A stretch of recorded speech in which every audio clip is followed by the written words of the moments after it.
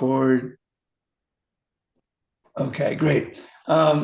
Rodrigo and Cindy, could you sort of repeat for the recording the importance of uh, understanding and subscribing to the build it yourself philosophy? So that we can convince other people to like it. To like the build it yourself philosophy, to differentiate build it yourself from other uh, corporate philosophies. Um, Great. Okay. And what are the three issues we want to address? The three positions, the three areas that we want to have a philosophical position on. They are technology, globalization, and entrepreneurship or capitalism. Okay, these are really big picture issues, 30,000-foot issues. Many people spend their careers thinking about this, so it's not simple. But our challenge is to try to simplify in a concise, compelling way how Build It Yourself thinks about the importance of technology, the importance of globalization, and the importance of having an entrepreneurial spirit. Okay, let's start with technology. Um, what do you think, Rodrigo, are the pros and cons of adopting new technologies, or even the history of how society has dealt with dangerous new technologies? Well, the purpose of technology is making things easier, more efficient, more manageable. Yeah. But sometimes when the people who create this technology aren't aware of the real needs of the real people, it ends up making everything more complicated. Or even doing evil. Hmm. Yeah. Cindy, how about you? What's what's your position on the importance of technology and how we should approach inspiring and guiding the next generation of builders and leaders, i.e., you guys, to use technology wisely?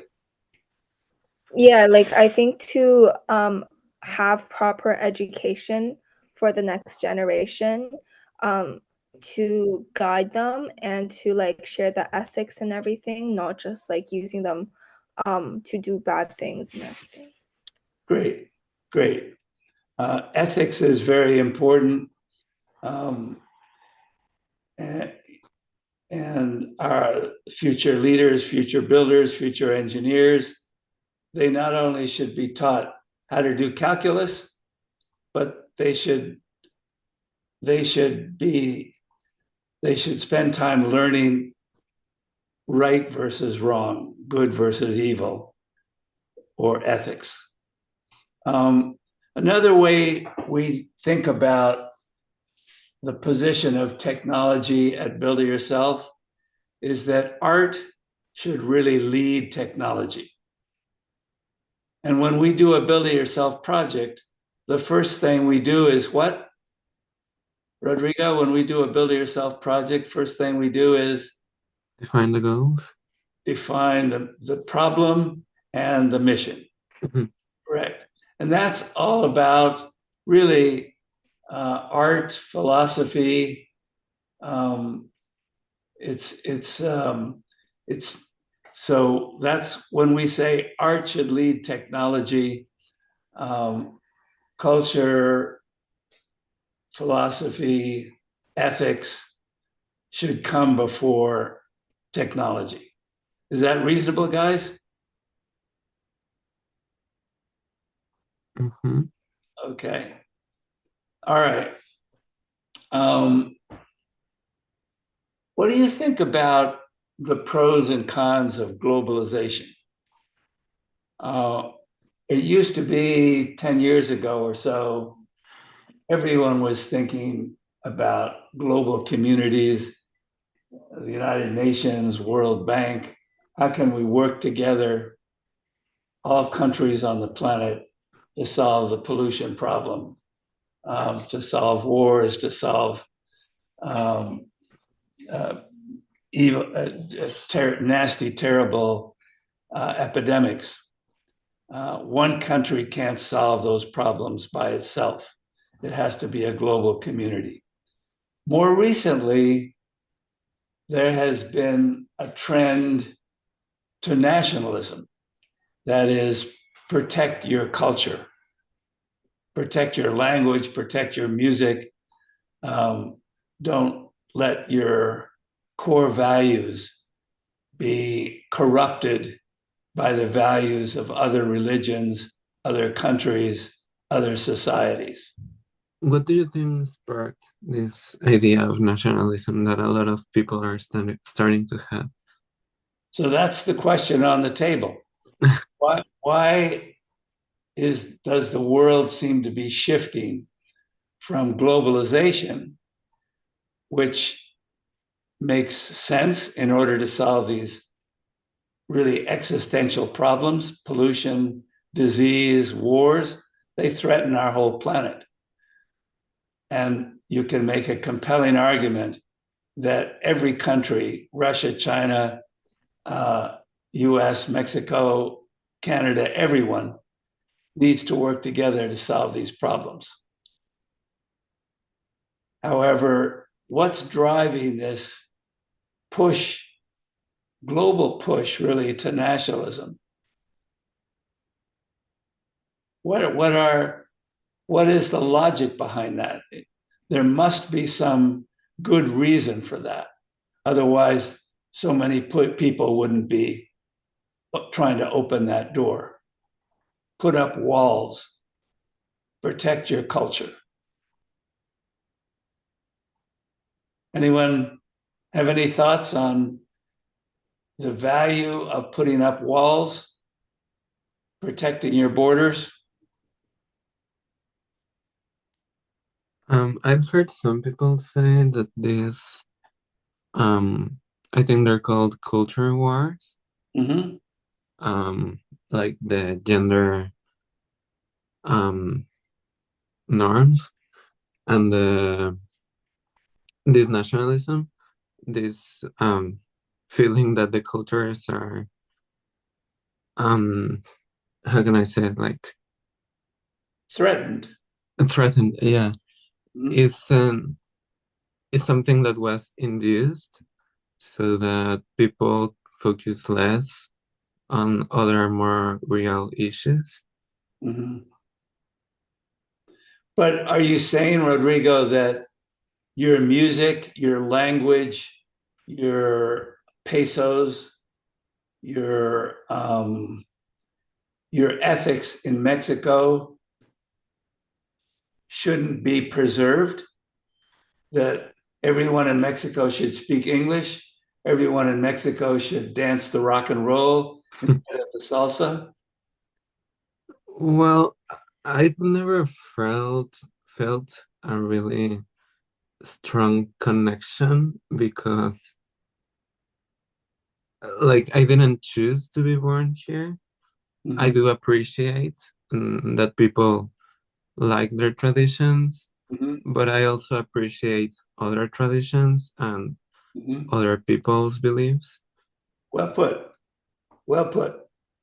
Okay.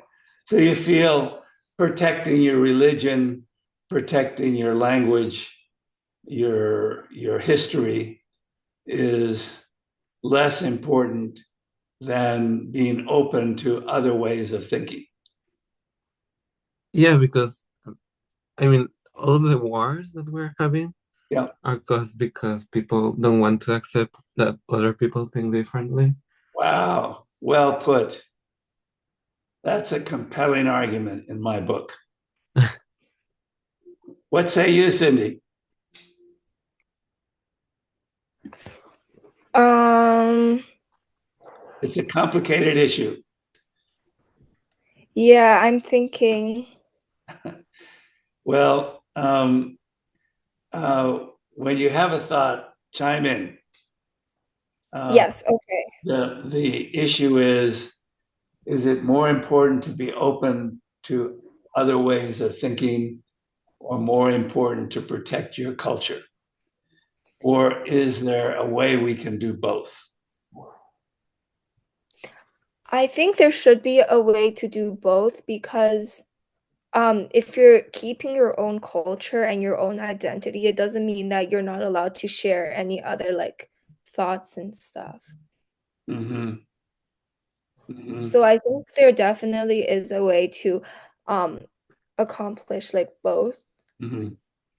Mm-hmm. I like to think that as well, Cindy. But I have heard people make arguments that um, it's an either or.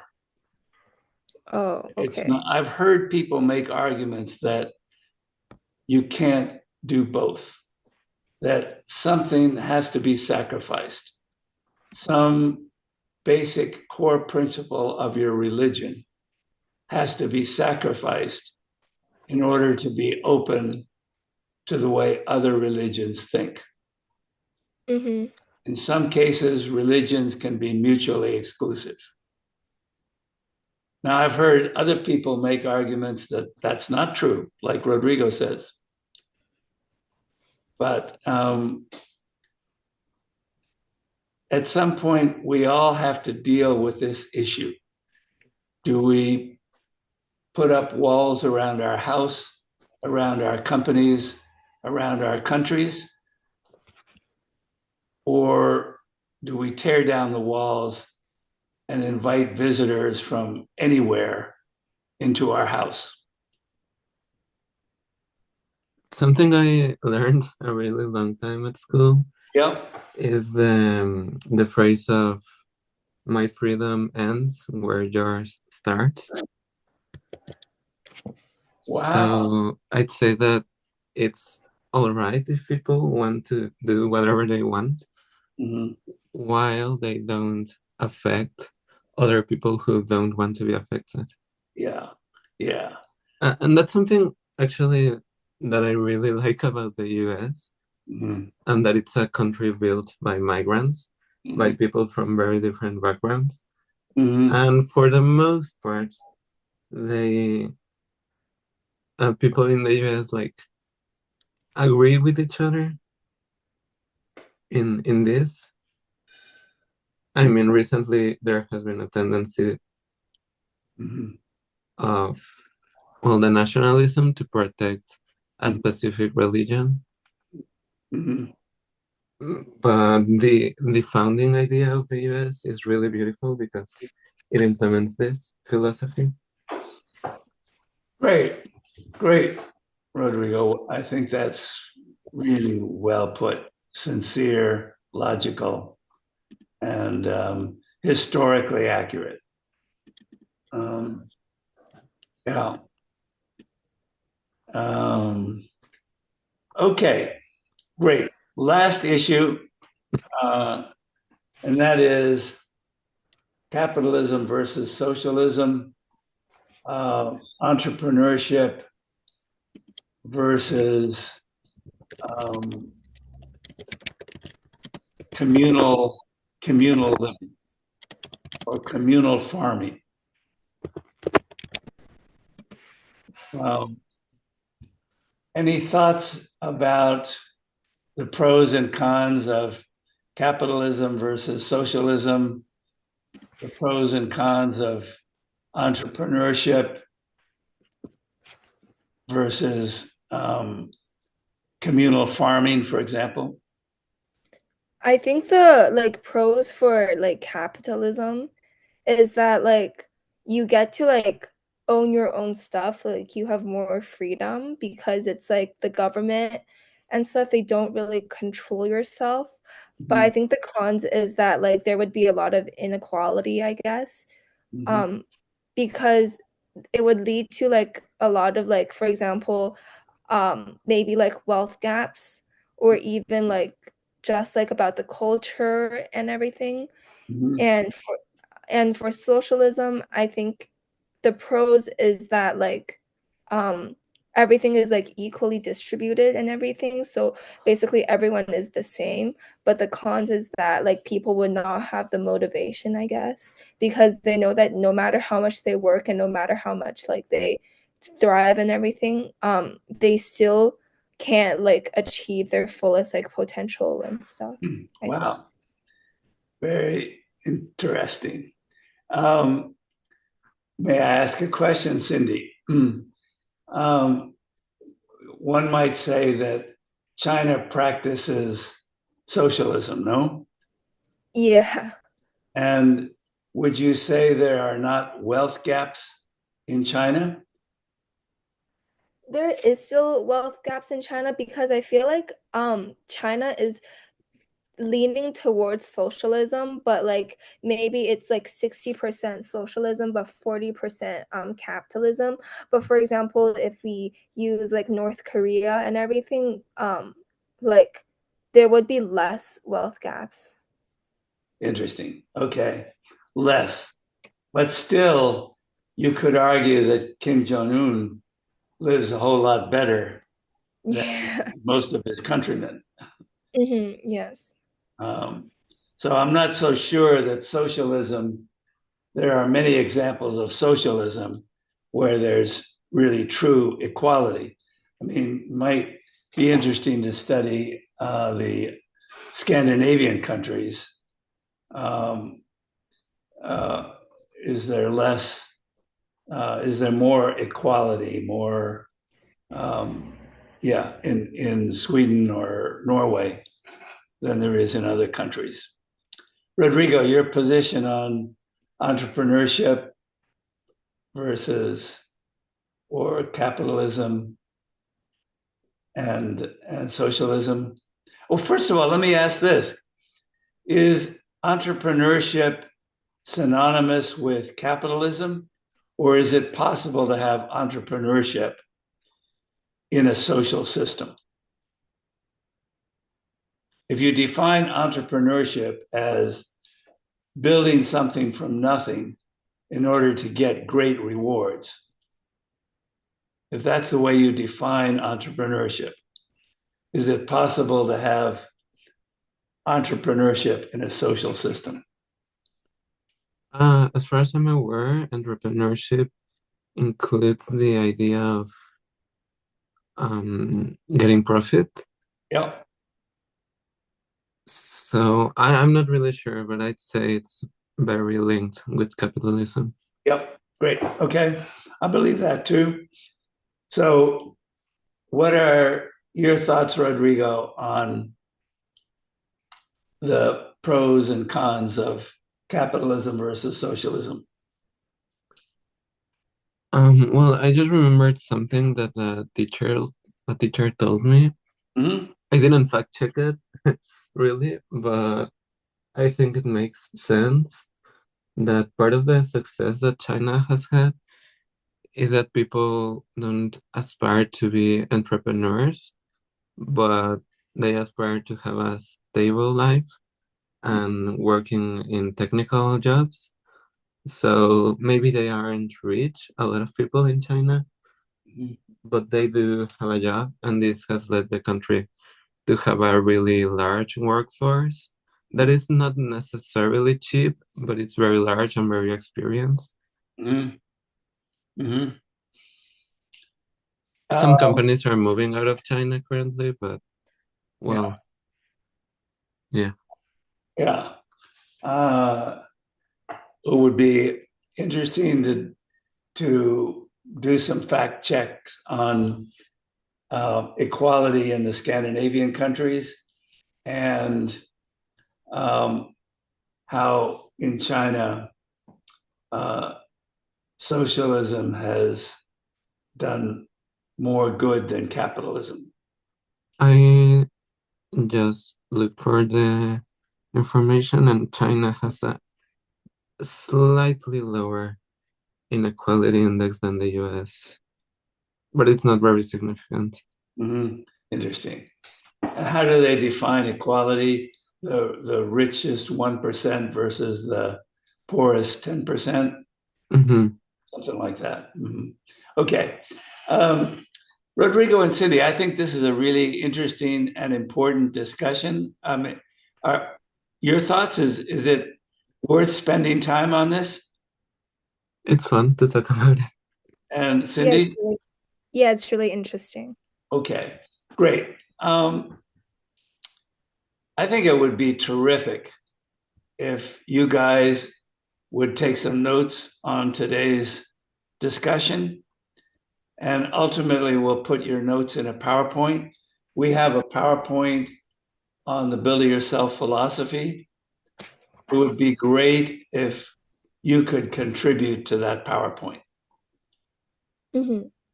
And we intend to present this PowerPoint when we talk with new corporate partners and investors.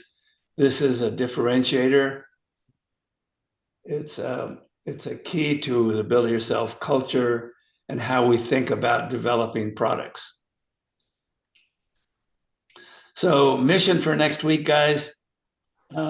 Take some notes on today's discussion, do some fact checks wherever you can, and let's see how we can integrate into our a PowerPoint that we can present in conferences and in corporate meetings, in partner meetings. Rodrigo, can you send me an email? I have to get ready for a couple more meetings coming up. So just to remind me, please send me links and passwords to our documentation,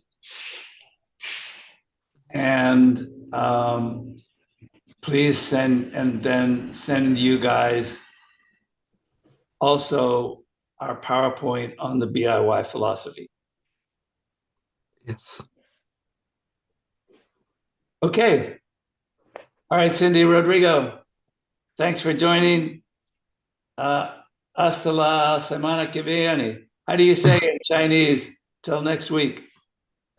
下周见. 下周见. Yes. Okay, I need to work on my accent. Okay, all right, see you guys next week. Thank you, John. Thank you. Bye. Cindy, Bye. bye, Rodrigo.